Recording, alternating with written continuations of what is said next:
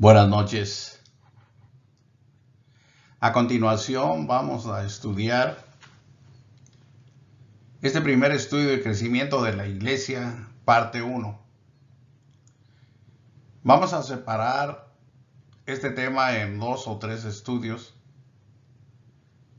por lo extenso de este tema. Así que este es el primero de estos estudios. Crecimiento de la iglesia es muy importante en la obra del Señor. En la iglesia del Señor se encuentran muchísimas áreas donde debemos crecer, crecer y crecer. El crecimiento es un proceso aumentativo. Y también existen varias clases de crecimiento. Por ejemplo, la primera que yo pongo aquí es crecimiento cuantitativo, que se refiere a los números, a la cuestión numérica. Este en sí lo comprendemos en 2 aspectos, el caso interno y el caso externo. En el crecimiento interno es cuando el crecimiento solo viene de las familias que conforman la congregación. Nacen y crecen los hijos y algunos, no todos, qué bueno fuera que todos, algunos se convierten y así va creciendo numéricamente el grupo. En el caso externo es el crecimiento dado por la evangelización en el mundo. Donde hay evangelismo, hay crecimiento numérico también externo. El crecimiento cualitativo es el otro. Esto se refiere a la índole, se refiere a incluso la calidad, la clase de crecimiento que es crecimiento espiritual, crecimiento en la mente, en el corazón.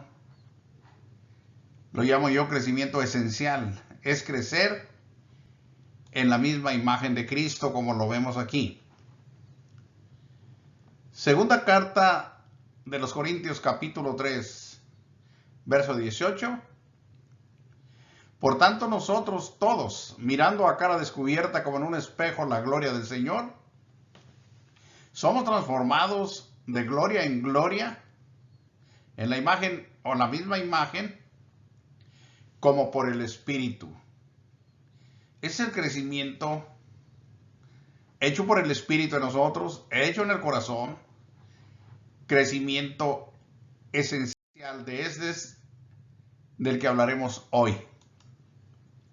Crecimiento cualitativo o también crecimiento esencial. Hablar de crecimiento cualitativo es hablar de crecimiento espiritual también. Es crecer en Cristo. Efesios 4:15 dice, sino que siguiendo la verdad en amor, crezcamos en todo en aquel que es la cabeza, esto es, Cristo. Aquí se describe un crecimiento integral en todo, en todos los aspectos internos o del corazón, o crecimiento personal. Es un crecimiento que nos lleva a la maduración, desde niños hasta adultos espirituales. Dice esta escritura, hasta que todos lleguemos a la unidad de la fe. Para lograr esto es necesario crecer. La unidad de la fe, tomada aquí como el Evangelio mismo, es demasiado importante, pero es necesario llegar a la unidad, al mismo conocimiento. Dice allí el conocimiento del Hijo de Dios, a un varón perfecto, es decir, personas maduras, crecimiento espiritual que nos lleve a la madurez, hasta la medida de la estatura de la plenitud de Cristo. Esa es la meta. Debemos nosotros de proponernos crecer y crecer de manera individual, de manera personal, en Cristo, hasta madurar a esa estatura o hasta llegar a esa estatura del Señor Jesús. Crecer en este sentido es crecer en el conocimiento de Dios. En Colosenses 1:10 dice, para que andéis como es digno del Señor, agradándole en todo. Pero noten ustedes, para poder vivir como es digno del Señor, es necesario crecer. En la ignorancia o en el desconocimiento de la voluntad de Dios, no se puede crecer y mucho menos pretender andar como a Dios le agrada. Dice aquí, llevando fruto. Ustedes saben que un árbol que se queda como recién plantado no va a poder dar su fruto. Así también el hombre, así también el cristiano. Si no maduramos, no puede haber fruto. Dice aquí, creciendo en el conocimiento de Dios. Si hacemos esto, entonces va a haber mucho fruto en nosotros. Puntos fundamentales de crecimiento cualitativo. Imitar a Cristo en entrega y en dedicación. En todo es importante conocer a Jesús desde su llegada al mundo e imitarlo en todo a lo que en crecimiento se refiere. Aquí en Lucas 2:52 se dice de Jesús que crecía en sabiduría y en estatura y en gracia para con Dios y para los hombres. ¿Recuerdan que Jesús fue llevado por sus padres a Jerusalén? Vinieron del estado de Galilea a Jerusalén, según las festividades anuales a las que ellos acostumbraban estar presentes en Jerusalén. Y que en su regreso a casa Jesús no iba con ellos. Después de buscarlo preocupadamente entre los peregrinos, no lo encontraron. Volvieron a Jerusalén y lo encontraron en el templo, hablando con los doctores de la ley ahí en el templo. Ahí le dijeron que lo habían buscado con angustia, estaban preocupados sus padres. Entonces él les dijo, ¿por qué me buscáis? ¿No sabíais que en los negocios de mi padre me es necesario estar? Esta es parte importante que debemos nosotros de pensar. 12 años de edad. Y ya era muy responsable en esto. En los negocios de mi padre me es necesario estar. La escritura que sigue dice que ellos no entendieron de qué les hablaba. Pero sus padres sabían que Jesús no era un niño como todos los otros niños. Su madre sabía que Jesús fue engendrado en ella sin intervención de hombre, sino por Dios. José también lo sabía, se le avisó por parte de un ángel en sueños. Incluso, una vez que nació, viajaron hasta Egipto y estuvieron allá precisamente por temor a que lo fuera a matar Herodes. Entonces, ellos sabían que Jesús había llegado de manera diferente al mundo y tenía una misión que realizar. Pero no le entendieron. Pero usted y yo sí le entendemos. Y debemos de seguir este ejemplo. Me refiero a dar prioridad a las cosas de nuestro Padre.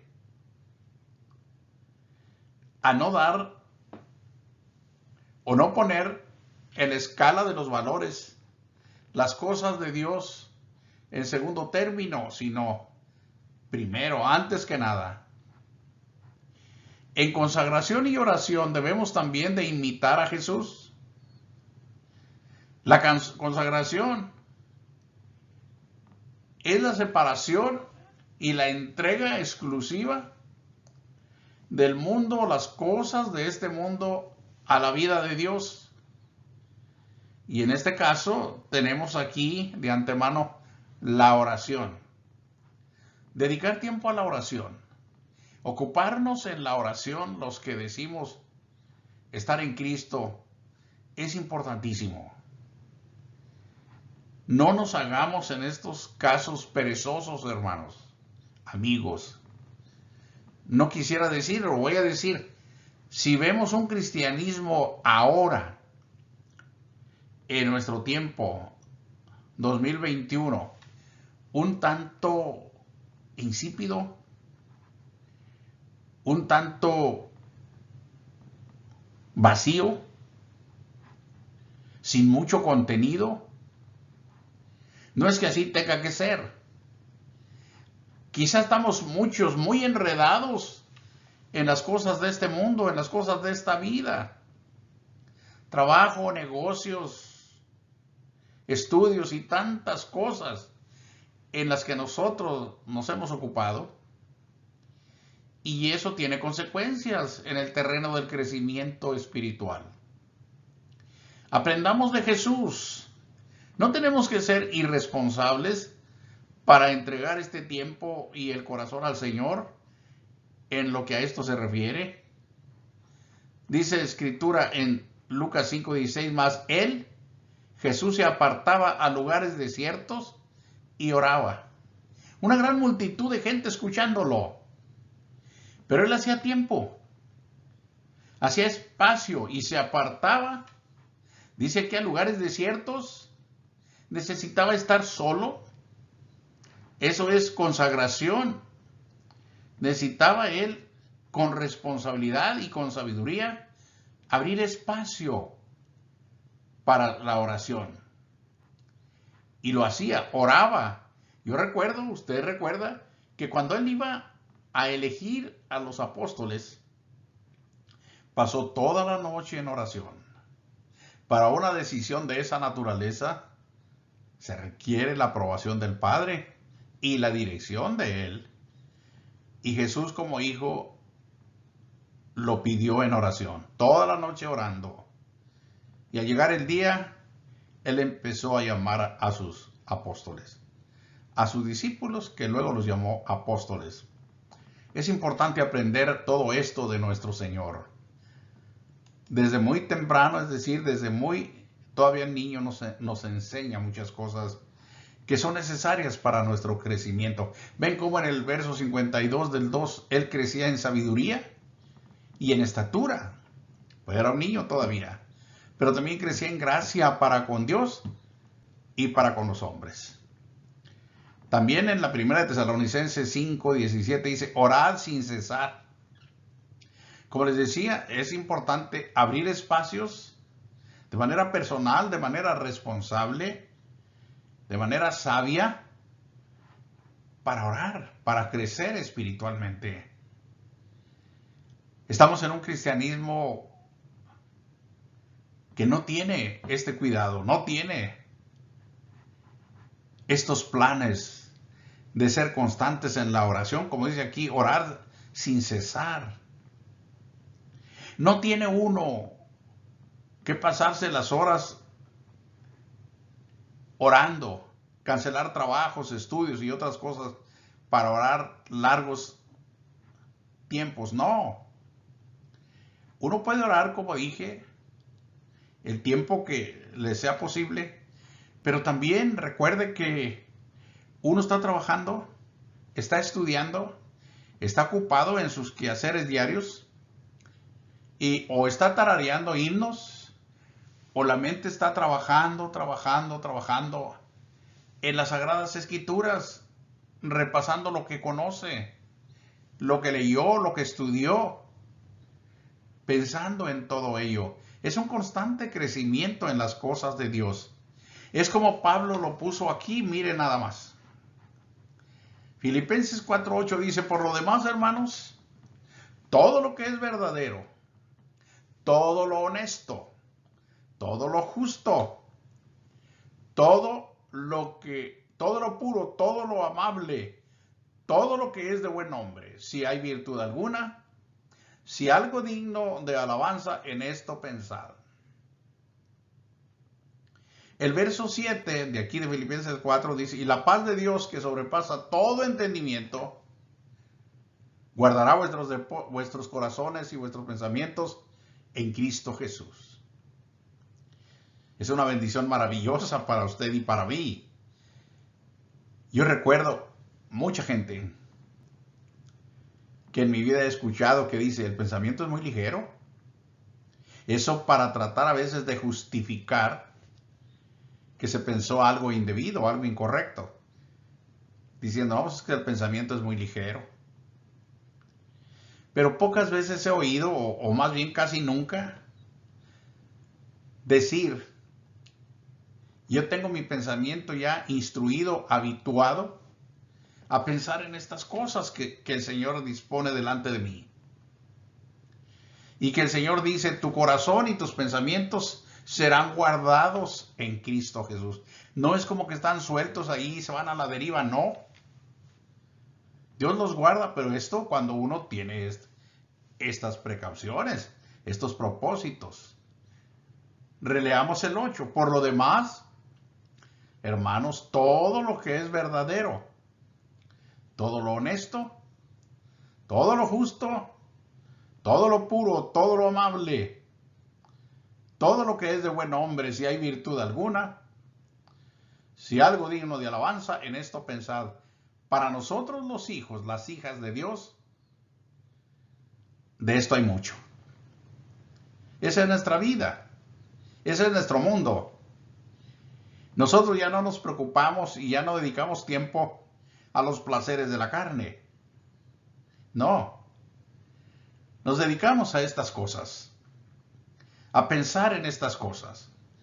A hablar, a platicar de estas cosas. A meditar. A hacer estas cosas. Por eso también buscamos y nos asociamos con personas del mismo pensar. Ya no nos sentimos bien, ni nos parece tampoco correcto pasar tiempo pensando otras cosas. No. Yo tengo incluso entre mi parentela familias donde los visito y la tendencia es hablar de negocios, de dinero, planes económicos, comprar esto o aquello, crecer y crecer y crecer económicamente. A mí no me interesa. ¿Para qué? No necesitamos más que lo que Dios nos da para vivir. Teniendo vida, ya es suficiente. Todo lo hemos de dejar. Así que, por ese lado, no tenemos que dar mucho tiempo o que ocupar nuestro tiempo a pensar en esas cosas. Preocupémonos por las cosas del Espíritu, por el crecimiento espiritual y crezcamos en él.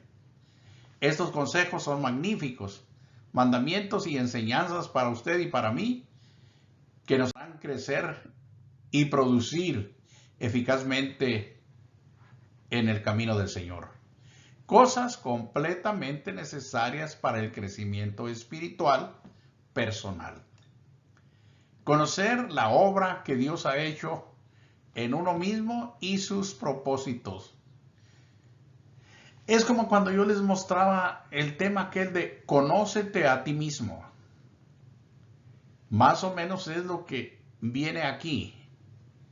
La primera cosa necesaria para crecer espiritualmente y de manera personal es conocerse uno mismo respecto al plan de Dios que ha hecho en nosotros mismos. En la primera de Pedro 1:22 dice, habiendo purificado vuestras almas por la obediencia a la verdad. Gloriosísima información. Purificamos nuestras almas por la obediencia a la verdad, es decir, al Evangelio, mediante el Espíritu Santo que Dios nos ha dado. Y el propósito, como yo dije, para crecer allá arriba, conocimiento espiritual y personal, el propósito es aquí para el amor fraternal no fingido. Aparentemente leemos y entendemos muy fácil, pero créanme que muchas cosas, aunque están fáciles de entender y claras, no nos es tan fácil aplicarlas. Por ejemplo, fuimos nosotros obedientes al Evangelio y de esta manera purificó Dios nuestras almas con la sangre de su Hijo y con su Santo Espíritu y nos hizo lo que somos en Cristo Jesús para el amor no fingido, para vivir el amor de Dios verdadero, no fingido. ¿Por qué? Porque antes de esta escritura habla de la vida o de la vana manera de vivir, dice, la cual recibiste de vuestros padres. Y fuimos rescatados no con oro o plata, sino con la sangre preciosa de nuestro Señor Jesucristo, como de un cordero sin mancha y sin contaminación. Así que esto lo hizo Dios para que nosotros conociésemos y viviésemos el amor fraternal no fingido. Les aclaro un poquito lo que dije atrás, o lo que dice la Escritura atrás. Vana manera de vivir, la cual recibiste de vuestros padres. No es que nuestros padres sean culpables o responsables de haber crecido nosotros y vivido una manera vana. No. Es aquellos que no tuvieron tal vez la fortuna, el propósito, no planificaron, no hicieron lo propio para ubicarnos en el camino de la verdad desde que llegamos al mundo. No estaban en este camino y no tampoco tuvieron la oportunidad de conocerlo o no quisieron conocerlo y nos enseñaron a trabajar, nos enseñaron a ser responsables, muchas cosas, incluso amar, hacer justicia y todas esas cosas, pero de acuerdo a su propio conocimiento natural, no de acuerdo a lo establecido en la verdad del Señor. Entonces nosotros ahí crecimos, ahí aprendimos el amor, pero muchas veces fingido, amor fingido, justicia también no correcta. Y para eso nos llamó el Señor, para eso nos ha hecho renacer en Cristo, para que aprendamos a vivir el amor fraternal, el amor entre familia de Dios, un amor no fingido, amados unos a otros entrañablemente, de corazón puro. Yo siempre he dicho, mire, les voy a aclarar esto aquí. Para llegar al crecimiento numérico en una congregación, se necesita invitar a la gente inconversa, a la gente de afuera, que entregue su vida a Dios, obedecer a Cristo, obedecer su evangelio y unirse en un solo cuerpo en la iglesia y trabajar unidos como familia de Dios. Pero esto es una colectividad de gente, la iglesia. Ya no es una familia ni dos, son muchas gentes, muchas familias. Y hay que aprender a vivir en sociedad. Me refiero a vivir como familia de Dios. Tenemos que estar dispuestos a sacrificar muchas cosas. Hablo de costumbres, de gustos personales, de hábitos que tenemos que cambiar, no porque necesariamente sean pecaminosos, sino por amor a los demás. Cada familia y cada persona fuimos de alguna manera educados o criados de manera diferente unos de otros. Y al unirnos en un solo cuerpo o en un solo pueblo, tenemos que estar bien unidos, bien unificados y poder trabajar con esas cosas. Se debe dar el amor fraternal no fingido y amarnos unos a otros de amor profundo, entrañable, del corazón y limpio de verdad. Conocer bien nuestro origen. Eso es importante también. Dice el 23, siendo renacidos, ese es nuestro origen en Cristo. No de simiente corruptible, es decir, no de papá y mamá humanamente hablando, sino de incorruptible. Esta es la simiente de Dios, el Espíritu de Dios, la palabra de Dios. Por la palabra de Dios que vive y permanece para siempre. Este es nuestro origen. La palabra de Dios eterna, que vive y permanece para siempre. En el 24 se incluye un ejemplo hermosísimo y bien sencillo o fácil de entender. Porque toda carne o todo ser humano, incluso papá, mamá, todos, es como hierba. Esa es la comparación. Y toda la gloria del hombre como flor de la hierba. La hierba se seca y la flor se cae. Mire qué hermosa comparación y qué sencilla. El 25 dice, mas la palabra del Señor permanece para siempre. Y esto lo dijo para que entendamos, esta es la palabra que por el Evangelio se os ha anunciado. Os ha sido anunciada. De esta palabra nacimos. De esta palabra somos. Esta palabra eterna, divina. Muy diferente nuestra naturaleza ahora a la naturaleza natural en la carne. Desechar libremente y voluntariamente todo lo concerniente a la vieja naturaleza. ¿Sabe cómo se puede hacer esto? Solamente con conocimiento y con conciencia de lo que acabamos de leer. Hemos renacido de simiente incorruptible. Hemos muerto a la vieja naturaleza, a la vieja forma de vivir o a la forma 100% natural o humana en la que nacimos y crecimos.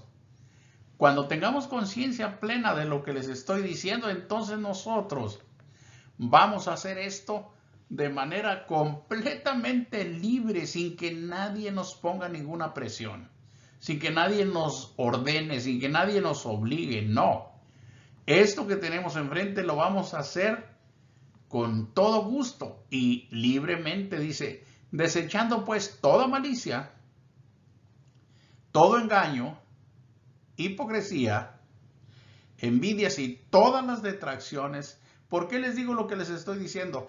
Porque cuando uno es consciente en qué consiste y sabe en qué consiste la naturaleza divina, o eso de haber nacido de nuevo por la palabra de Dios, sabe que estas cosas son extrañas.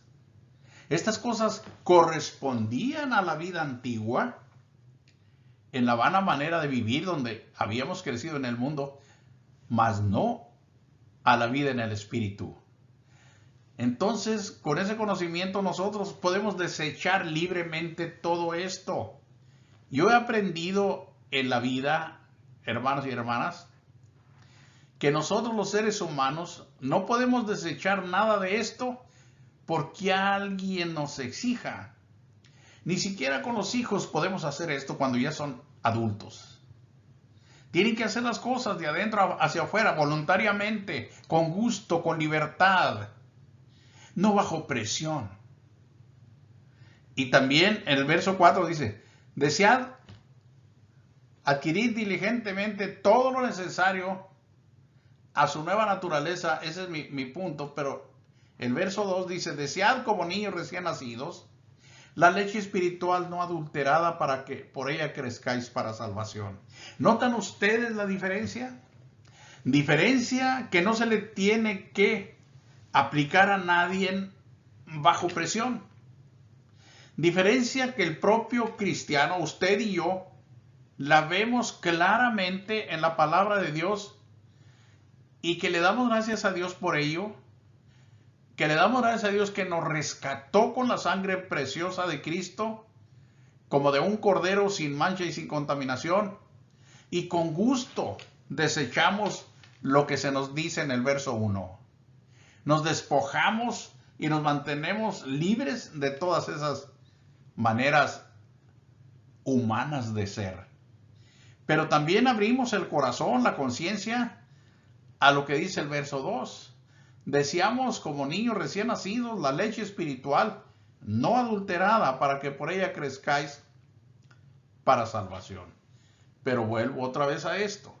Para poder distinguir entre leche espiritual no adulterada y leche espiritual adulterada, necesitamos crecimiento. El niño no puede hacer esta diferencia.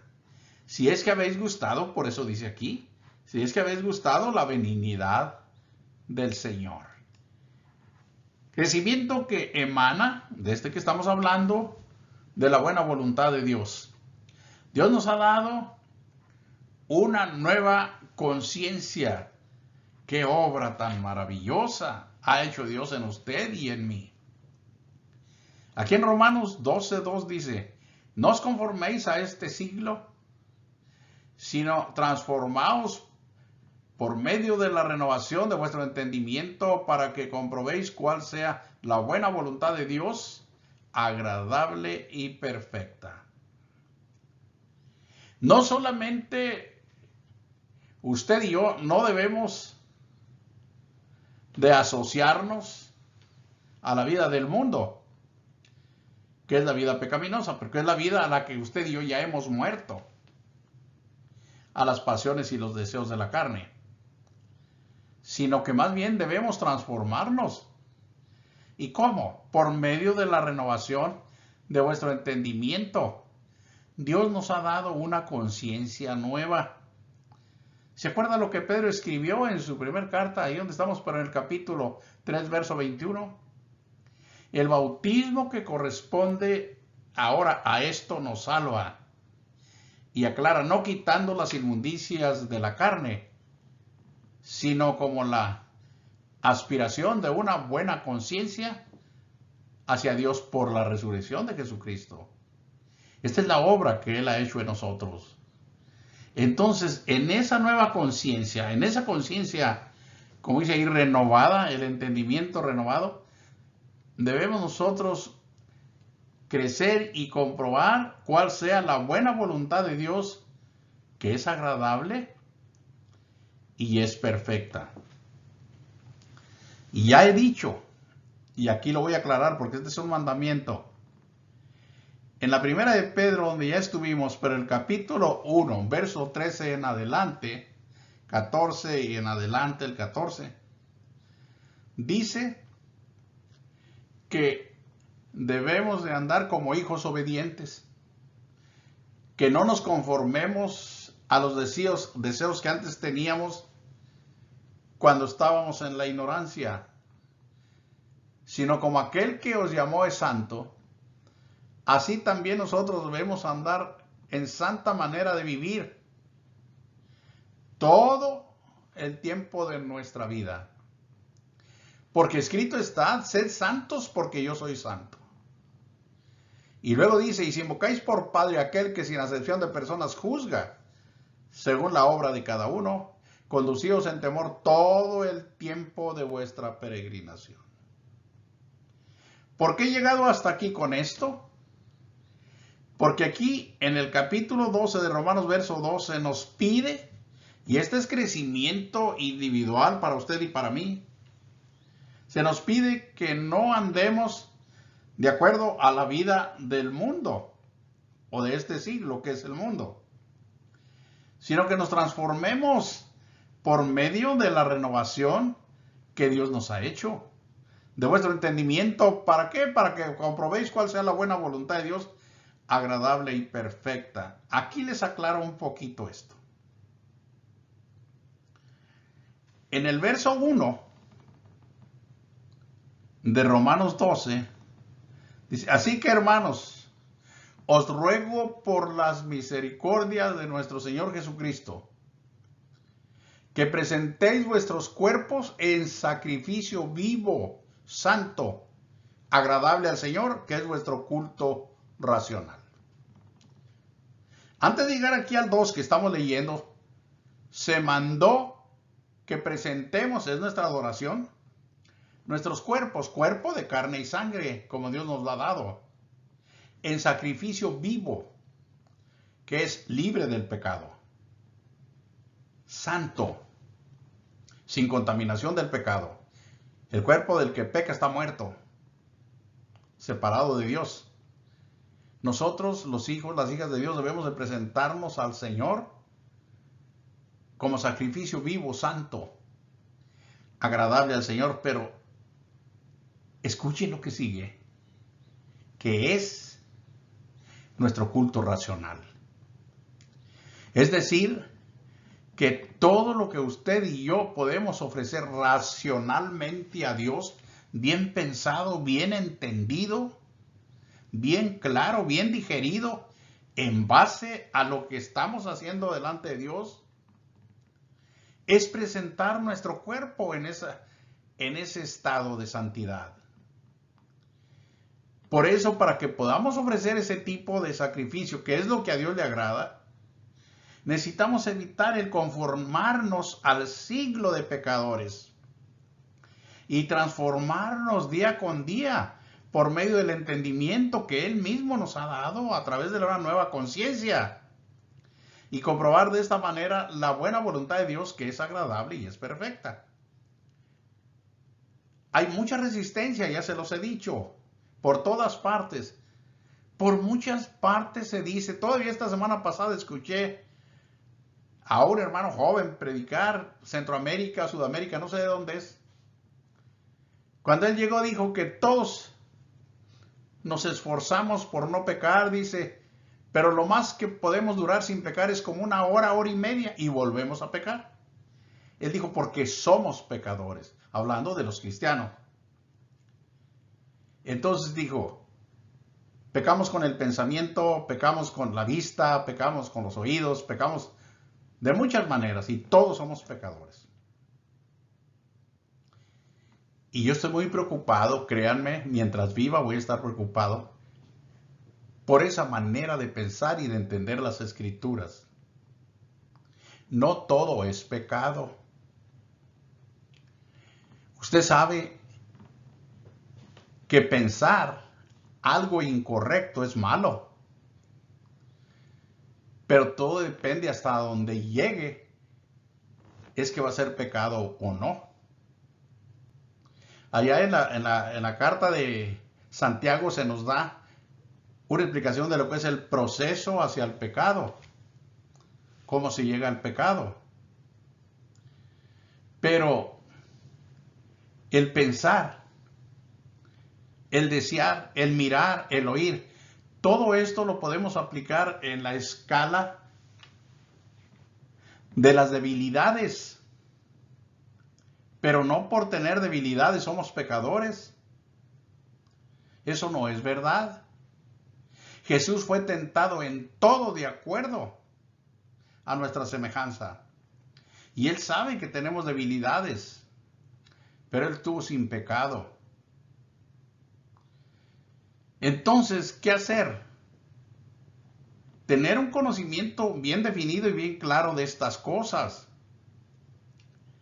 Y yo, como ejemplo, les diré, yo tengo capacidad de mentir, tengo capacidad de maldecir, incluso tengo capacidad de matar,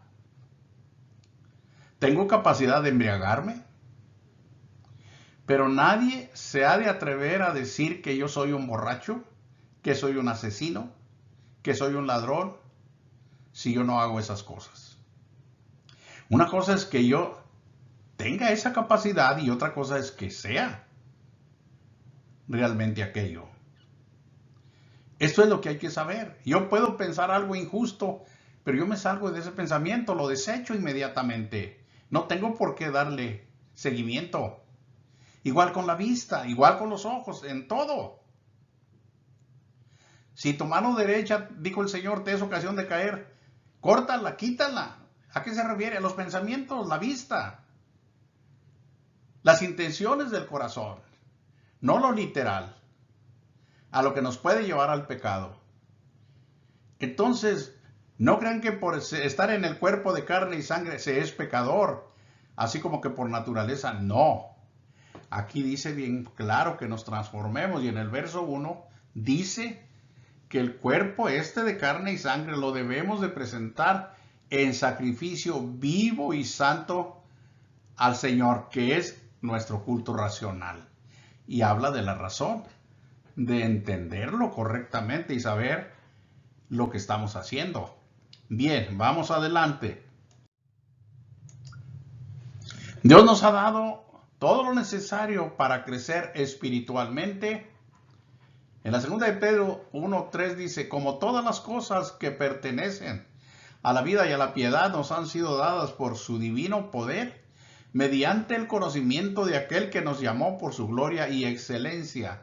Todas las cosas que pertenecen a la vida y a la piedad, es decir, a la vida de Dios.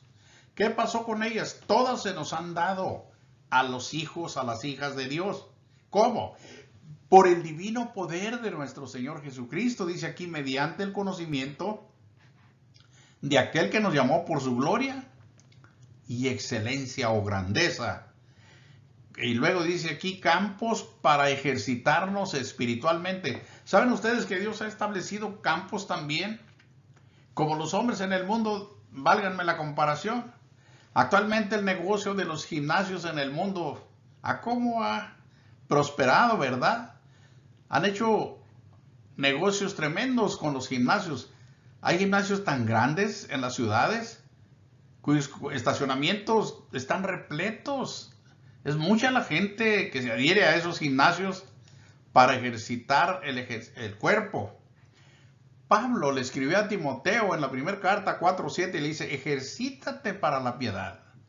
Antes le dijo que no hiciera esto o aquello, hablando de algunas participaciones en comentarios, en polémicas o discusiones problemáticas entre mujeres también. Pero finalmente concluye aquí diciendo, ejercítate, le dice a Timoteo, para la piedad. Y el verso 8 dice, porque el ejercicio corporal, que es el que les estaba ahorita más o menos diciendo, para poco es provechoso. Pero la piedad para todo aprovecha, pues tiene promesa de esta vida presente y de la venidera. Entonces hay que adherirnos, sí, al gimnasio, pero al gimnasio de la piedad. Vamos a ejercitarnos día y día, o día con día, en este gimnasio. Vamos a ejercitarnos para la piedad, a la vida de Dios. ¿Por qué? Porque arriba dice que todas las cosas que pertenecen a la vida y a la piedad, Dios nos las ha dado. Entonces vamos a trabajar en ello. No hay razón por qué no crecer. Ahí tenemos mucho en qué ocuparnos y en qué desarrollar nuestro espíritu. El conocimiento, o cultivando, y practicando los valores y virtudes, es como vamos a crecer en esto que estamos diciendo. Mire lo que dice. Vosotros también poniendo toda diligencia por esto mismo, por lo que Dios nos ha dado, añadida a vuestra fe virtud, a la virtud conocimiento, al conocimiento dominio propio, al dominio propio paciencia y a la paciencia piedad. La piedad, a la piedad afecto fraternal y al afecto fraternal amor. Porque si estas cosas, todas esas virtudes y valores, están en vosotros y abundan, no os dejarán estar ociosos ni sin fruto en cuanto al conocimiento de nuestro Salvador Jesucristo. Ahí tenemos en qué trabajar, en qué crecer. Ese campo maravillosamente glorioso para usted y para mí. Pero también hay otra área en donde trabajar, servir y compartir con los demás. Allá en el capítulo 25 de Mateo, verso 34, dice, entonces el rey dirá a los de su derecha, hablando de lo que se ha dicho que es la segunda venida de Cristo o el juicio final.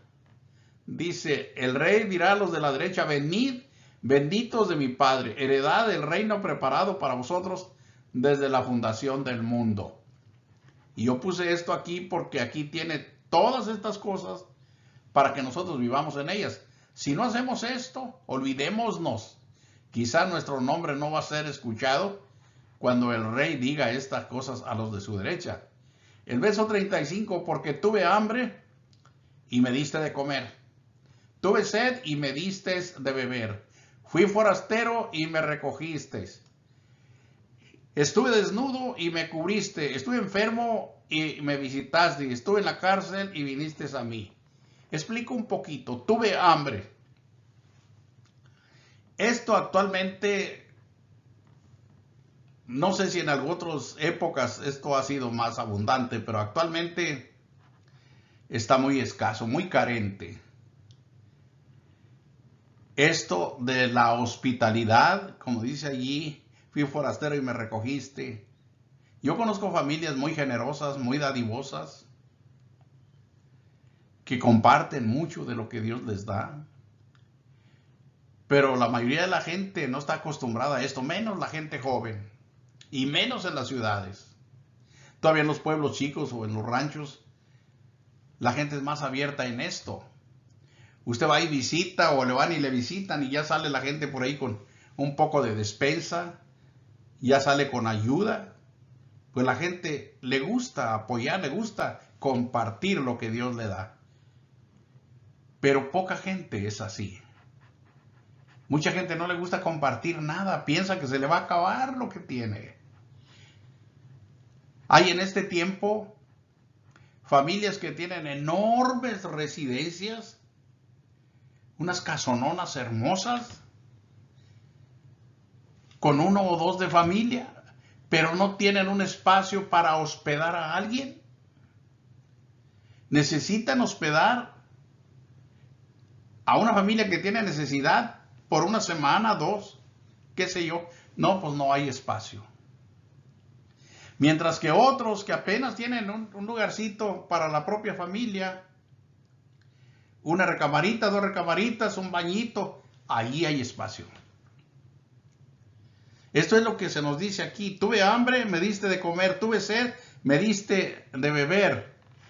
Fui forastero, me recogiste.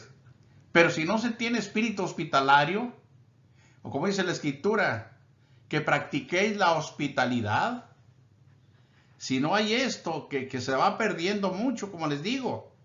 Familias que tienen enormes mansiones, pero no tienen espacio para recibir a nadie. A veces, ni siquiera a los propios parientes, a la propia familia. Estuve desnudo, menos para comprarle ropa, ¿verdad? Utilizar su dinero para vestir al desnudo. No, pues no. Esto se tiene que hacer. Tenemos que trabajar en esto. Me cubriste, estuve enfermo y me visitaste. No solamente visitarlo, pagarle su consulta, pagarle sus medicinas, ayudarle en todo lo necesario. Estuve en la cárcel. Esto fue muy en el primer siglo. Se dio mucho en los predicadores del evangelio, sobre todo los apóstoles. Una y otra vez estuvieron en la cárcel. Dice ahí, veniste a mí, no te avergonzaste, te preocupaste por mí. Pero si no hacemos, no crecemos en las cosas que ya vimos de la vida y de la piedad, y si no crecemos en esto, tengamos cuidado. Acuérdense que estudiamos de la ley de la libertad en la que hemos de ser juzgados los cristianos, y todas estas cosas son mandamientos, son preceptos, son órdenes de la ley de la libertad, de la ley de Cristo. Como conclusión dice, si no hay crecimiento cualitativo, desde el que estamos hablando, el cuantitativo, que es el que vamos a hablar después, no se dará sin este primero. El otro no se va a dar. ¿Por qué? Porque si no crecemos personalmente y espiritualmente, cuando pretendamos crecer cualitativamente, no vamos a poder retener a los que vengan, porque entre nosotros va a estar lleno de problemas, llenos de celos, llenos de envidias, llenos de cosas, como vamos a leer aquí. No se dará el crecimiento cuantitativo si no crecemos primeramente de manera particular y en el espíritu.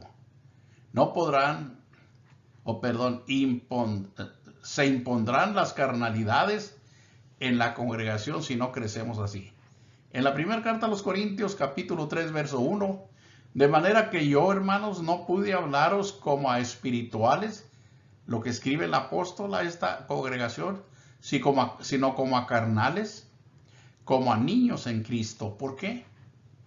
Dice, os di a beber leche y no vianda, porque aún no erais capaces, ni sois capaces todavía, porque aún sois carnales.